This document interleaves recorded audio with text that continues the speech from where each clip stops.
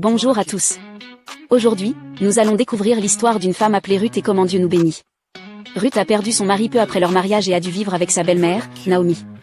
À cette époque, il était très difficile pour une femme de vivre seule. Mais dans cette situation désespérée, Ruth a pris une décision importante. Ton peuple sera mon peuple, et ton Dieu sera mon Dieu. Ces paroles n'étaient pas simplement une déclaration pour accompagner sa belle-mère, mais aussi une confession de foi en Dieu. Ruth a suivi Naomi de Moab à Bethléem, où elle a rencontré et épousé Boaz.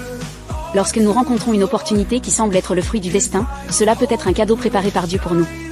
Lorsque Ruth a donné naissance à un fils, toute la ville s'est réjouie.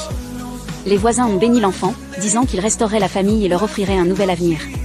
Cette scène est semblable à la manière dont nous célébrons la naissance de Jésus à Noël. Le fils de Ruth est devenu le grand-père du roi David, qui est lui-même devenu un ancêtre de Jésus.